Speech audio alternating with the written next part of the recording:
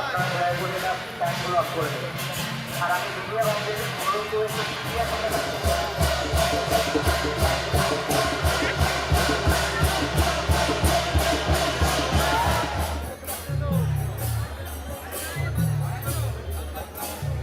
ওখানে একটু জায়গা করে দিন ভাই, ভাঙবেন।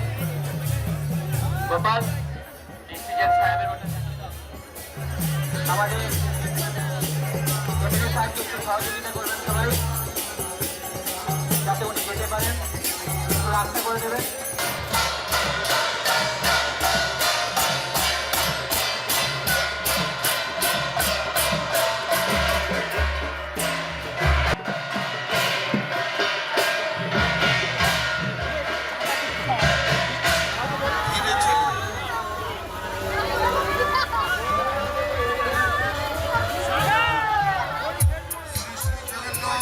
ইস্কনের প্রধান কেন্দ্র শ্রীধাম মায়াপুরের রথযাত্রা চিরাচরিত উৎসাহ উদ্দীপনা এবং ধর্মীয় রীতিনীতি মেনে পালন করা হচ্ছে। এই উৎসব বর্তমানে আন্তর্জাতিক রূপ পেয়েছে।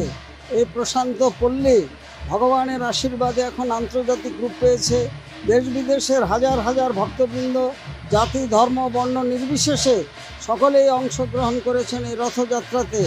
এই রথযাত্রা আমাদের প্রাণের উৎসব এবং এই রথযাত্রার মাধ্যমে একমাত্র ভগবান তিনি সিংহাসন ছেড়ে তিনি রাজপথে চলে আসেন ভক্তদের দর্শন করার জন্য এবং তার স্পর্শ লাভ করার জন্য। তিনি রাজপথে নেমে আসেন তাদের কৃপা করার জন্য। শুধুমাত্র বৎসরে এই দিনেই জগন্নাথ দেবকে রথের রশি ধরার এবং তার পূজা নিবেদন করার জন্য সুযোগ পান ভক্তরা। আমাদের উৎসব ভক্ত ভগবানের মিলন উৎসব। এই উৎসব রাজাপুর জগন্নাথ মন্দির থেকে 3টি সুসজ্জিত রথ যাবে মায়াপুরে চন্দ্রোদয় মন্দিরে। সেখানে অস্থায়ী মাসির বাড়ির রূপে অবস্থান করবেন।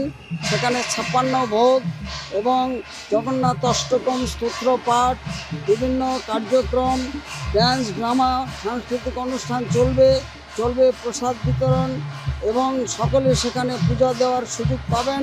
যারা আসেননি তারা এই উৎসবাদিতে অংশগ্রহণ করার জন্য সাদর আমন্ত্রণ জানাই। আজকে আমি রথের ব্যাপারে যেটা বলবো, আজকে আমরা এই জগন্নাথ বলদেব সুভদ্রা মোহনের যে রথ দেখতে পাচ্ছেন, হ্যাঁ, এই রথ আমরা এসেছি আজকে যে ভগবান যে জগতের নাথ আজকে রথে আহ্বান করবে। সে রথে কেন আহ্বান করবে? যেহেতু যত দেশ বিদেশের মানুষ এখানে আসছে, যারা রথের ধরে নিজের জীবন সার্থক করতে হয়, তারা আজকের দিনে এই রথযাত্রা দর্শন করতে আসবে। যদি কেউ আসতে চায় আসতে পারে। হ্যাঁ, আজকে শুভ রথযাত্রা মহোৎসব। এখান থেকে আমাদের শুরু হবে যাত্রা মায়াপুর ইস্কন মন্দির অবধি। আপনারা যদি আসেন এই রাজাপুর জগন্নাথ মন্দিরে আসেন, এখান থেকে 5 কিলোমিটার দূরে ইস্কন মন্দিরে, চন্দ্রোদয় মন্দিরে ওখানটায় 7 দিনের জন্য জগন্নাথ মাসির বাড়িতে থাকবে, মানে অবস্থান করবে না। Our Lordship is coming out of the temple and it's giving shower His mercy. So just we are receiving His mercy. That's why we are coming here.